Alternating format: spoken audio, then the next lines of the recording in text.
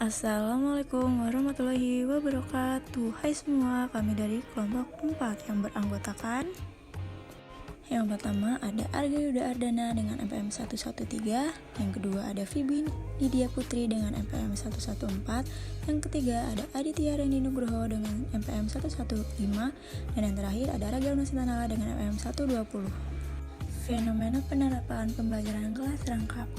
Pembelajaran kelas rangkap atau PKR adalah suatu model pembelajaran dengan cara mencakup beberapa siswa yang terdiri dari 2 atau 3 tingkatan kelas dalam satu kelas, dan pembelajaran diberikan oleh satu guru saja dalam beberapa waktu. Pembelajaran kelas rangkap sangat menekankan beberapa hal, yakni kelas digabung secara terintegrasi dan pembelajaran terpusat pada siswa. Sebagai guru tidak perlu berlari atau antara dua ruang kelas untuk mengajar dua tingkatan kelas yang berbeda dengan program yang berbeda. Menurut Susilowati, pembelajaran kelas rangkap merupakan suatu bentuk pembelajaran yang mempersyaratkan seorang guru untuk mengajar dalam satu ruang kelas atau lebih dalam waktu yang sama. Menurut Susilowati, ada beberapa macam, yaitu PKR 221, 2 kelas, 2 mata pelajaran dalam satu ruangan, PKR 222, atau 2 kelas, 2 mata pelajaran dalam 2 ruangan, dan PKR 333, 3 kelas, 3 mata pelajaran dalam 3 ruangan.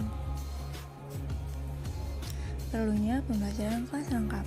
Alasan geografis, contohnya seperti sulitnya lokasi, terbatasnya sarana transportasi, permukiman yang berpindah-pindah, dan adanya mata pencarian khusus, seperti menangkap ikan, menebang kayu, dan sebagainya, mendorong penggunaan pembelajaran kelas rangkap.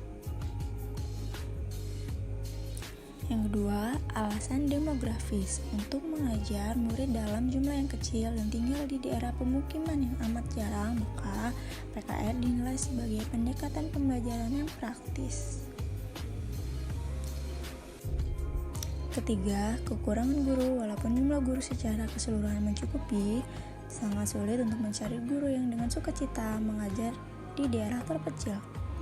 Praktik penempatan guru SD mirip kerucut terbalik. Yang keempat, terbatasnya ruang kelas. Walau jumlah muridnya cukup banyak, jumlah ruang kelas yang tersedia jauh lebih kecil daripada rombongan belajar. Yang kelima, kehadiran guru. Alasan ini tidak hanya berlaku bagi SD daerah terpencil, di kota besar pun juga berlaku, seperti hanya di Jakarta, Musya Belajar dapat mengharap guru untuk datang mengajar. Faktor-faktor yang menjadi hambatan-hambatan guru dalam menerapkan pembelajaran kelas rangkap. Hambatan-hambatan dalam pembelajaran kelas rangkap yaitu kurangnya ruang belajar yang memadai dan layak digunakan, sarana dan prasarana yang masih kurang, fasilitas sekolah yang seadanya, tidak tersedianya dana pendukung untuk kegiatan pembelajaran kelas rangkap, tempat tinggal beberapa guru yang cukup jauh. Selanjutnya, penerapan pelajaran kelas rangkap. 1. Dengan teori belajar konstruktivisme. Sebagaimana telah dikemukakan bahwa menurut teori belajar konstruktivisme, pengetahuan tidak dapat dipindahkan begitu saja dari pikiran guru terhadap pemikiran peserta didik. Artinya bahwa peserta didik harus secara aktif mental dalam membangun struktur pengetahuannya berdasarkan kematangan kognitif yang telah dimilikinya. Dengan kata lain, peserta didik tidak diharapkan sebagai botol-botol kecil yang siap diisi dengan berbagai ilmu pengetahuan yang sesuai dengan kehendak guru. Yang kedua, dengan menggunakan model cooperative learning. Penggunaan atau pelaksanaan pembelajaran kelas rangkap dengan mengimplementasikan cooperative learning, tipe pendekatan struktur dipandang sangat tepat untuk mengatasi problem kelas akibat ketidakcukupan jumlah atau ketidakhadiran guru.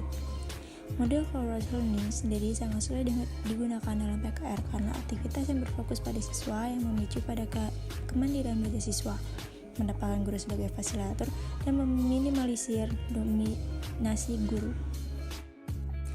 Oke, yang terakhir, kesimpulan dari pembahasan materi dapat kami simpulkan bahwa pembelajaran kelas rangkap merupakan penggabungan sekelompok siswa yang mempunyai perbedaan usia, kemampuan, minat, dan tingkatan kelas yang dikelola oleh seorang guru atau beberapa guru yang dalam pembelajarannya dan difokuskan pada kemajuan individual para siswa.